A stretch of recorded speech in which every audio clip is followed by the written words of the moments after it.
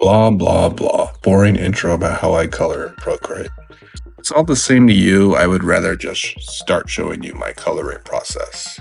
This is where we ended up last time. The enemy girl is all shaded in grayscale. I add a new layer above the shadow layers and I name it key light. Then I set the blending mode to screen. This is my personal preference.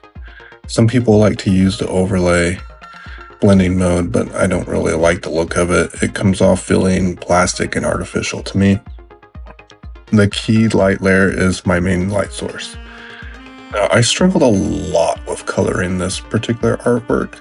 The shadows started out way too dark, so I fix it by changing the silhouette color underneath to a lighter color, and it helps a little bit. But I end up using washed out looking colors, and I just think it looks terrible. And I don't even really fix this until later in the painting. I decided to just color everything and then figure it out later.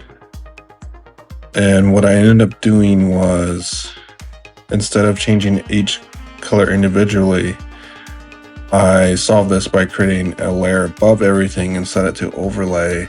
I fill the layer of black, then I drop the opacity to 42%. It darkens my washed out colors and makes everything look better. However, I never reach a point where I'm happy with this painting, but I have learned that at some point, an art piece just needs to be clear finished. Like, you just have to say it's done. Changing the shadow layer to colors will make your character more interesting.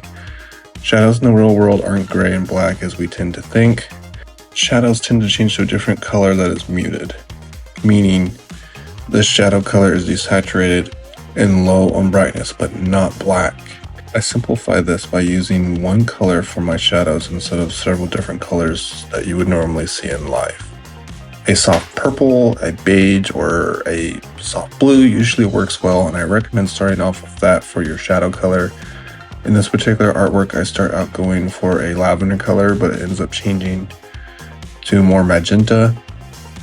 I'm going for a romantic mood with the whole rose thing, so pinkish fits the mood I'm trying to set better. Once you're done with the shadow layers, it's time to start your flat colors. Layers for your flat colors go underneath the key light layer and above the shadow 3 layer. I set each flat layer to multiply so you can see the shadows through the flat color layer. Separate each object onto its own layer so you can easily change the color later. So for instance, hair, eyes, skin, clothes, the rose, they're all on separate layers. Another mistake that I make in this painting is I don't do several smaller images first to test out different color schemes. If I had done this, it would have taken me less trial and error to figure out what colors to use. So I spend way too much time messing with colors. So learn from my mistakes. Because, I'm not an art god or whatever that is.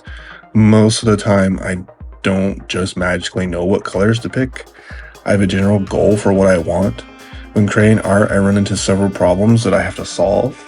A lot of times I just use trial and error. I try a color out and I slowly change it until it gets the mood I want.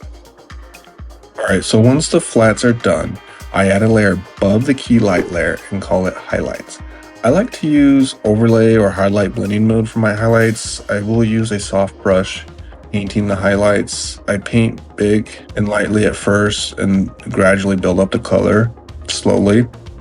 Then I go back through with the same brush at a smaller size to add a more intensity to the center of the highlights. After the highlights, I would add another layer on top of that for secondary lighting or rim light. I usually use hard light for that, but I don't add any secondary lighting to this art piece. Once the lighting is done, I start the post-processing phase, and I work on subtle details, such as like subsurface scattering. In order to keep this video short and concise, I'll have to talk about post-processing effects another time though.